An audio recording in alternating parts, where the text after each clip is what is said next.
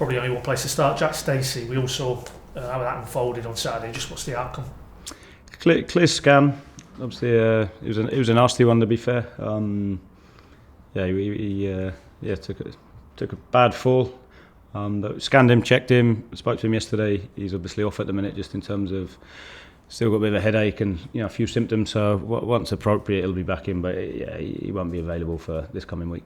Yeah, can you just explain, maybe people aren't aware, there is a clear process when it's a concussion, and that includes like a timescale before he can be reintroduced, isn't it?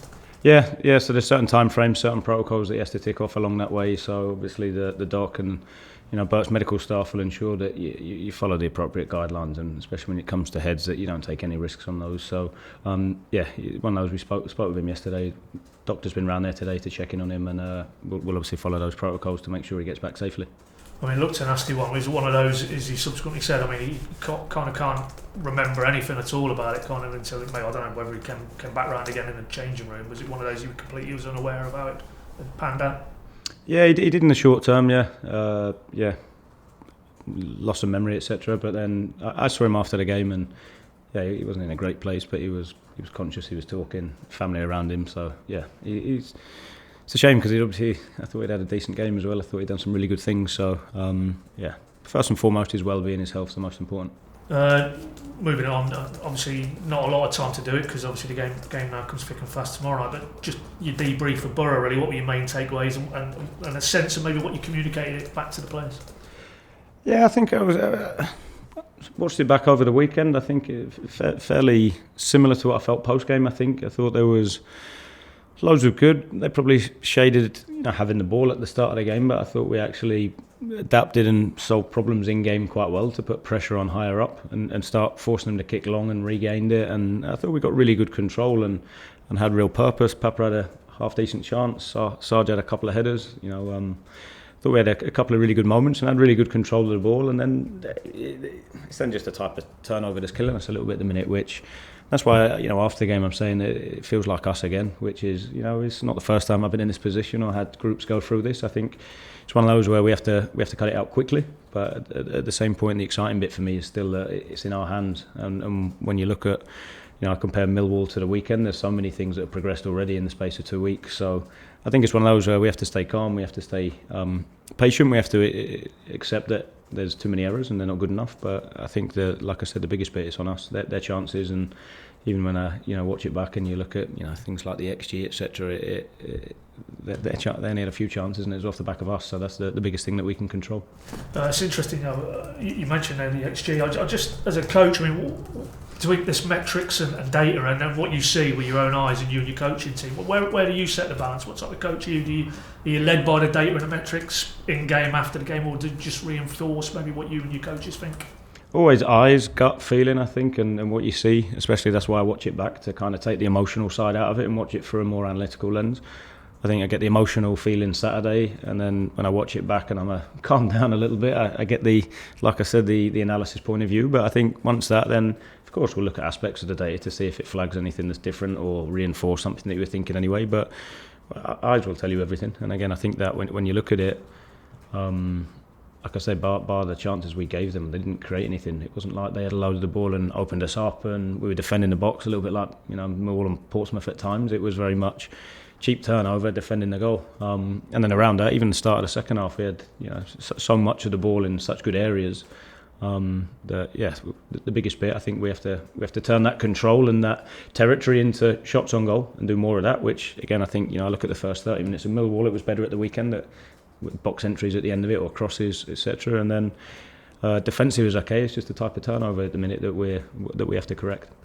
That was interesting what you said in your first answer there, that it's not the first time you and your coaching team would have gone through this process, so you can lean into that.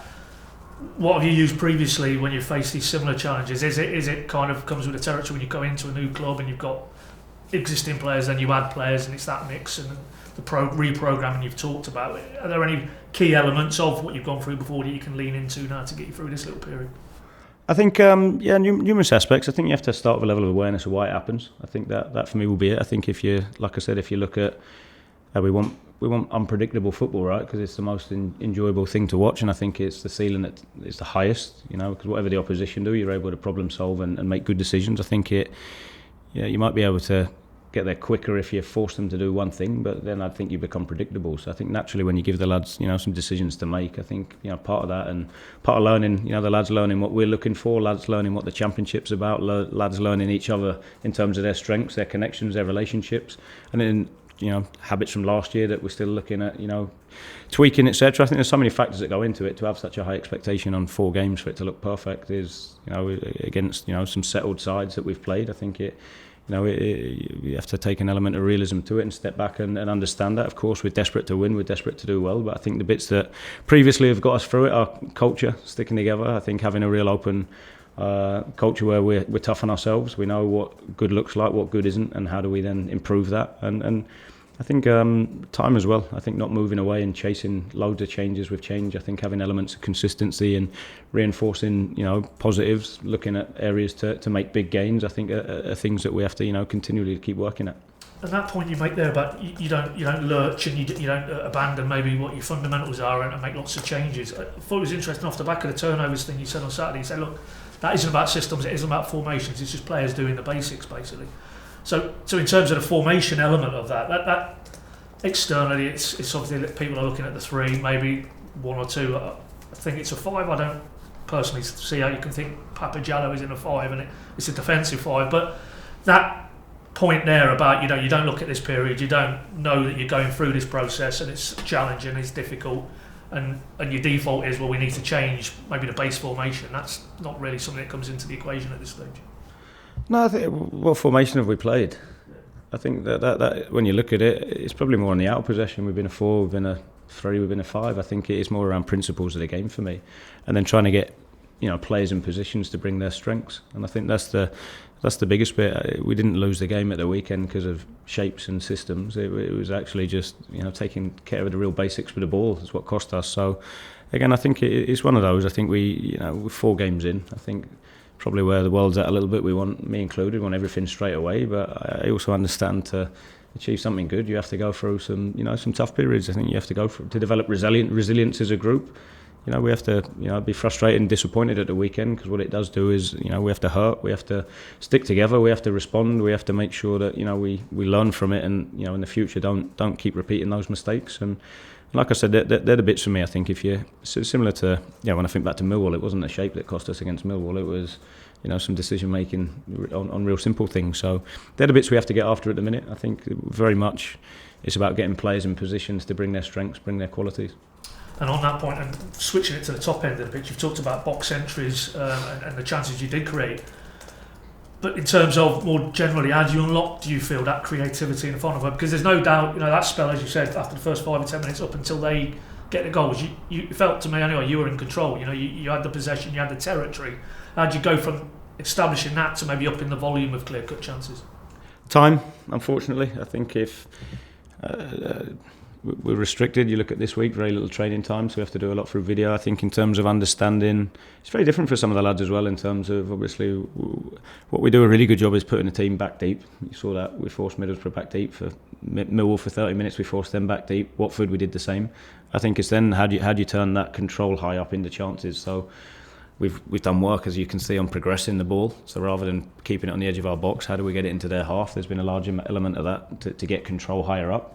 Then obviously it's we keep revisiting, we keep refining, we keep and that's why for me, I know we'll get better, I know we'll improve. You see some of the moments are so high at the weekend and quality produced. I know it's in there. It's then how do we consistently hit the bar up there and raise the bottom bar higher, and I think that's what we have to keep pushing for. But we need time on the grass, we need time and experience in games, we need relationships to develop, which doesn't happen in 2 weeks.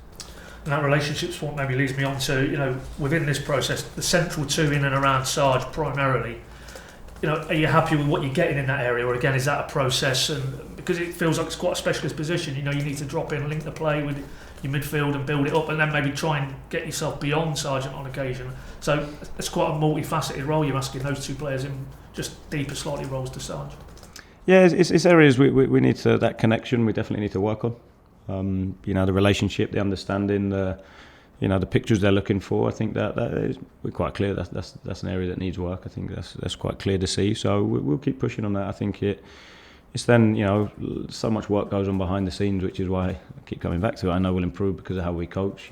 Sitting with individuals behind it to connect them, doing, small group work on the grass, doing unit work to make sure that we keep building on that. And that for me is when I look at it when we come in, the first we had 8-10 weeks. I think it's a lot of introducing new aspects to the lads, lots of new faces, people still getting up to speed physically because of what off seasons and pre-seasons look like for people. We're still chasing elements of that. But what I know is that we've introduced a lot of the core principles. Now it's about understanding how, when it's good, why is it good, and not just that it's just off the cuff.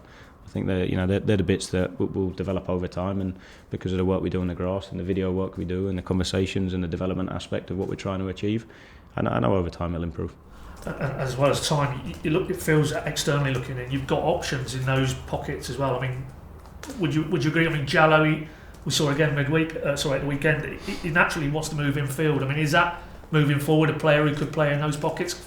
Quistgarden as well, we saw the impact from him at the weekend.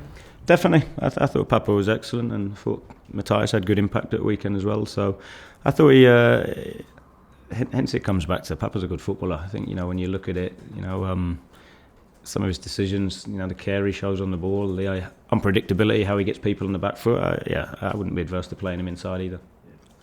And maybe throwing Quistgarden next, it flips us to the sort of your approach going into tomorrow's game. Are we in the sort of same region to what you did at Watford? Maybe a bit of a mix and match, still trying to retain a few relationship building aspects to your team lineup? Yeah, there'll be some tweaks and changes. I think it's important. I think to keep people ticking over, but at the same point, I think opportunity, especially now with such a large international program coming up as well. I think is trying to find the right blend and balance of everything, but also an opportunity to see people. I think that's equally important. I think there's people that are desperate to go and show what they can do and push for an opportunity, and I think it'll be a good opportunity to do that as well. What about Kenny? I mean, is it too early in his recovery that he could be considered for a start? We know the situation with Wright and Nunes, but what's your thoughts with him? Great to have him back so early. I think he showed exactly what he's about at the weekend. Showed some moments of real quality. Nice to see him even just taking the risk with the ball to play it in behind for Sarge. I think that's the biggest bit in terms of goal. I really enjoyed, to be fair. I think that's a lot for me. First place people should look. If we can put it in behind him with good pass and good movement like Sarge showed, that should be where we should look first and work back from there. So great to see him back. I think we have to be mindful. It's obviously earlier than what we'd spoken about previously, which is credit to him in terms of how hard he's pushed, but also in terms of what he's like as a person, a pro, that he's desperate to get back and help the team out. And obviously got some minutes, a bit of a scary moment. Not long after he'd come on, I was probably nervous like everybody in the stadium when I saw him go down like that. But I think it's one of those we have to be a little bit careful in terms of not giving him too much too soon as well. I think we'll have to build him up gradually and make sure that he gets the right amount of work this week as well. Is there any more clarity maybe on Nunes, his possible timescale and return wise? No, he's progressing well, so I think it's one of those we just have to see how he goes at the minute. Maybe just get your footnote on Wright's red card. Have you seen it back? Your thoughts? Be interested in it. Seen him given, seen him not. I think for me, playing off emotion, chasing, trying to do the right thing, but with a negative outcome. I think the red mist in terms of trying to chase it. I think you give the referee the opportunity for me. So again, I think it's one of those. Like I say, I've seen them given, and I've equally seen some that haven't been. Moving on, Southampton, obviously, again, early doors, but win, draw, loss in the league. New coach, similar to yourself. What areas do you feel you will need to be good at, having looked at Southampton and what they're trying to do? Everywhere. I knew you were going to say that. Everywhere. We have to be hard to beat. I think I link it back to the weekend again. I thought we pressed higher at the weekend, even with 10 men. I thought we engaged high at times quite well. So we have to do that. I think we have to be hard to beat without the ball, and the big bit, we have to be tough and hard to beat with the ball by not turning it over cheap, by playing in the right areas, by asking the right questions, and having real purpose in everything we do. So, yeah, I think it's one of those. Every single game, I think squads carry, good depth. Southampton being one of those, so they'll, I'm sure, make changes. But when you look at what they'll change with, it's still obviously a high calibre. So it's one of those. We'll be ready. We'll be prepared and make sure we're ready to go.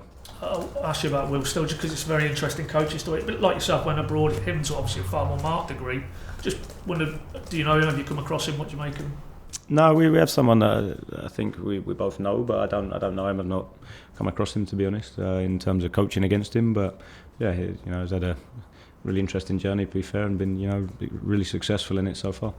Standard transfer question. Less than a week to go now. It feels like there's maybe one or two development bits in the pipeline, but first team level still relatively quiet. Relatively quiet, yeah. Nothing close. Yeah, I've got to ask you, because I asked you last week about George Long. You said clearly it's in all parties' interests. If there was something that could be done that makes sense. Safe to say without pushing you too hard that maybe there is an option for him there that could go through.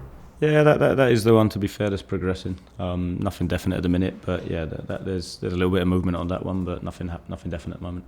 Okay, and final one really. I mean, it's unless I've miscalculated, I think it's your first Carabao game under the lights tomorrow night, which always, night football amplifies it a little bit. You must be looking forward to that added element. Definitely, can't wait. Like I say, I'm desperate to do well, desperate for the team to perform well and give the fans something to be proud of and excited by. Also, it'll take a little bit of time, and I thought that was a pleasing thing at the weekend. I thought down to 10, they saw the lads have a right go, and the fans stuck with us, which I think is hugely important. So, yeah, we'll do the work. We'll be prepared, and we'll turn up tomorrow night with the right attitude, the right behaviours, and we'll keep improving and keep moving forward.